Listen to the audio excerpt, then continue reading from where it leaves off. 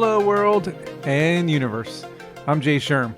In today's episode, I want to talk about exoplanets and are there any potentially habitable ones?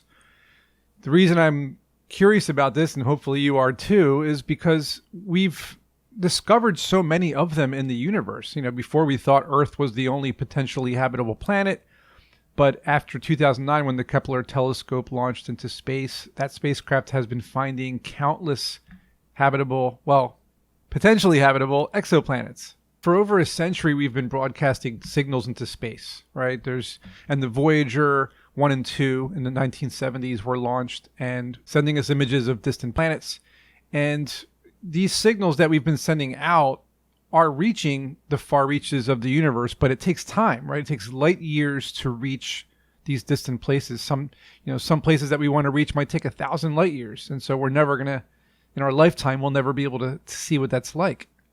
So it's very hard to even detect these exoplanets in the first place. One of the methods that NASA or scientists in general, astrophysicists, they use is they can see when an exoplanet passes in front of a star or their sun, and it dims it a little bit, right? So for people who are listening and not watching, what I'm doing right now is I'm putting a couple fingers in front of my hand, which is circular, and kind of just covering it up. So if an exoplanet passes over the exoplanet, think of when E.T.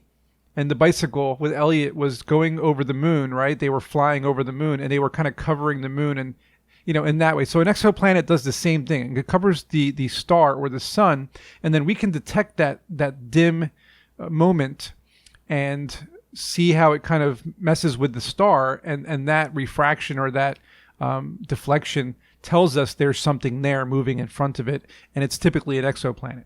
And usually when you see the star be dim, you can usually tell the distance from the star because of how often it happens. So the radius and the distance from the star based on how often it is basically going in rotation. So those electromagnetic waves and the signals that we've sent out would take about 70 years to travel out into space, or 70 light years away. So what we can say is that scientists have been looking in that 70 light year radius, because we know that we can potentially reach those areas. And are there any potentially habitable planets there? And what I found is that astronomers have found roughly 100 exoplanets within a 70 light year radius. That's a lot. But out of those exoplanets, the ones they found that were potentially habitable, they found about 13, which is still a lot. There's potentially 13 Earths. Now, there's a misconception about what potentially habitable means, right? Like there has to be some sort of life forming chemicals, gases, minerals, water.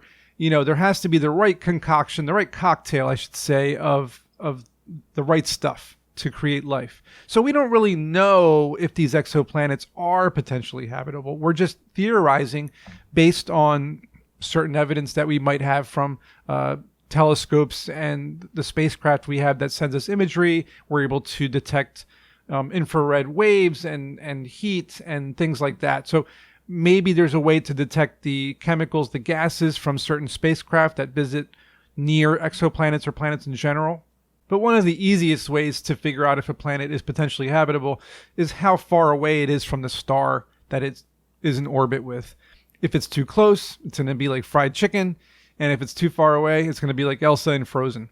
So it has to be right in the middle, so it's like Earth. So we have nice temperatures, life can grow, plants can grow, animals and potentially humanoid beings can also thrive on this planet that has the right temperature.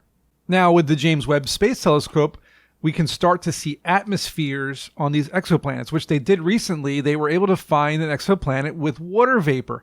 I mean, that is potentially groundbreaking. I mean, I know NASA and everybody that is involved in the space community is extremely excited to find water vapor on any planet, because this means that there might be organisms. There might be life on that planet, because we all know water is the bringer of life.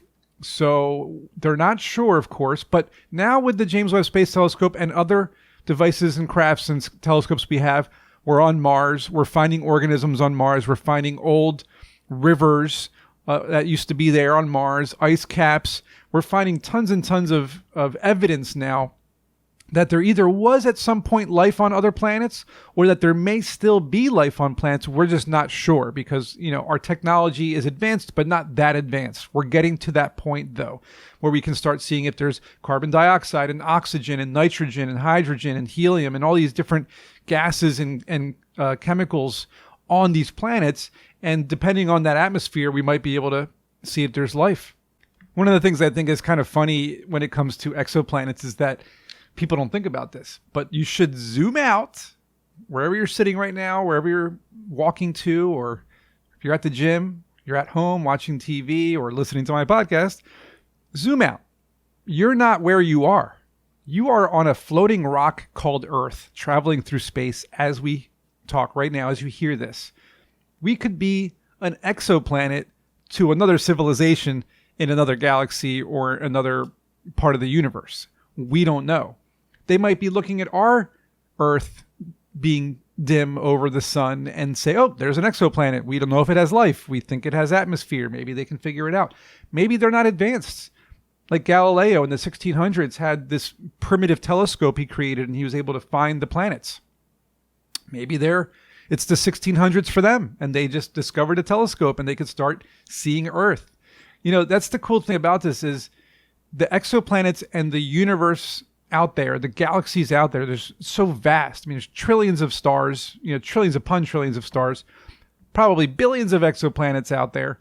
And we don't know if we're being observed by another planet as we're the exoplanet. So it takes time for light to travel to us. It takes, for example, if we want to see a distant exoplanet, it might take 1,000 light years for the visible entity to come to us, for us to see it.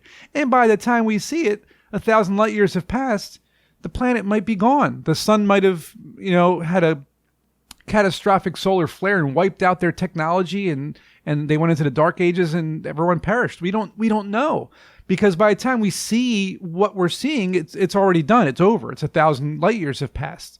The passage of time through the universe is harsh. And that's another thing. What we see when we see the exoplanets is we're looking back in time. We're seeing what the exoplanet did look like at one point. So even if we were able to find life on a planet, by the time the light of the imagery reaches us, it's too late. It might have evolved. They might be gone. So that's the other thing too that people forget about, is what we're seeing is what happened at one point in space, not real time. But as NASA and other scientists have said, finding exoplanets in a habitable zone is like 10 to 20% of them, because there's usually too much carbon dioxide or carbon monoxide or other toxic gases on these planets, and they're either too far or too close to the star. So, we are, the chances of us finding one is going to be really slim, but there is a chance, because that 10 to 20% means that maybe out of 100 planets, there's 10, like we said, 13, that might have life. Maybe one of them does. Maybe two of them does. We don't know. But we're looking, and our technology is getting better.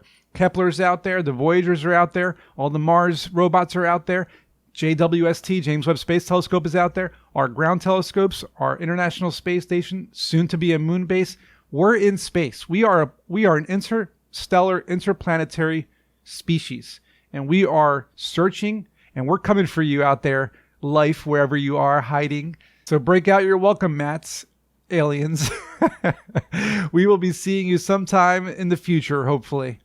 And as always, I hope you guys enjoyed this episode. If you have any other comments or feedback about exoplanets, I'd love to hear it. Put them in there. I'll always answer. And I'll see you guys in the next episode.